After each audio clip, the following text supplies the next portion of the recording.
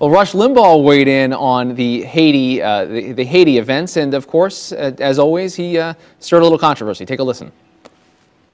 Yes, I think in the Haiti earthquake, ladies and gentlemen, in the words of Rahm Emanuel, we have another crisis simply too good to waste. This will play right into Obama's hands. Humanitarian, compassionate. They'll use this to burnish their shall we say, credibility with the black community in both light-skinned and dark-skinned black community in this country.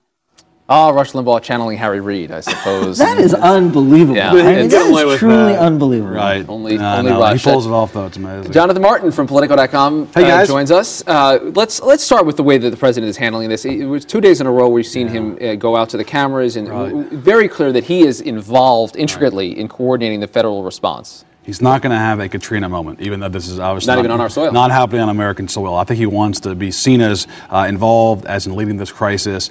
As you guys know, the politics of Haiti have long frustrated a lot of folks in this country that think that Cuban Americans get more attention and are more politically powerful than Haitian Americans. And I think that undercurrent is relevant here in the sense that this president, this administration are saying, we're going to step in here, we're going to be involved. This crisis happened in Haiti, and we're going to really sort of try and take charge here. The Cuban-American, I guess, relationship to our politics is underscored through a decades-long Cold War that was probably, I guess. But it's a sort of long-standing complaint, though, of Haitian Americans in Florida about Cubans having more power politically in the country, right? No doubt about it. I think the first potential Haitian American may be running for Congress. That would be elected to Congress. Right, exactly. J. Mart, I want to turn to healthcare if I can, because as the president's been out there for the last couple of days on Haiti, he keeps running back to the cabinet room or other rooms in the White House where both the House and Senate Democratic leadership are gathered to hammer out this final deal.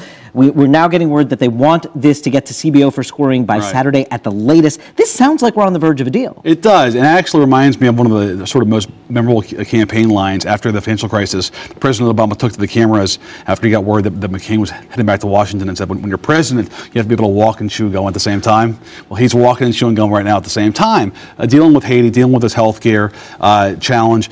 It does look, in fact, like they're going to get a deal. And I don't think it's because of Scott Brown's candidacy, but I think it sounds like they actually are now closer to an agreement. And if CBO has the kind of numbers that they're looking for over the weekend, maybe even as early as next week. Which is incredible, too. I mean, maybe it helps that no one's watching them chew this particular stick of gum, because healthcare has been very tough whenever there's a 24-hour media maelstrom around it. Right. Can you imagine if the cameras were, in fact, in those rooms with the sort of angst between the House and the Senate?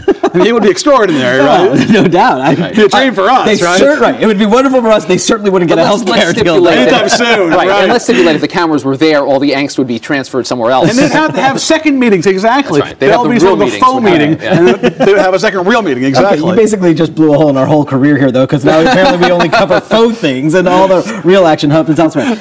Let me turn your attention to the 2010 midterms for a moment, because both sides are sort of laying out their strategies early on here, trying to sort of set how they're going to move forward here. It's interesting to me, David Axelrod puts out this idea that it's not going to be a referendum. 3 months ago, he specifically, or 2 months ago, when New Jersey and Virginia happened, he said specifically, 2010, that's a national election. That will be a referendum on this White House.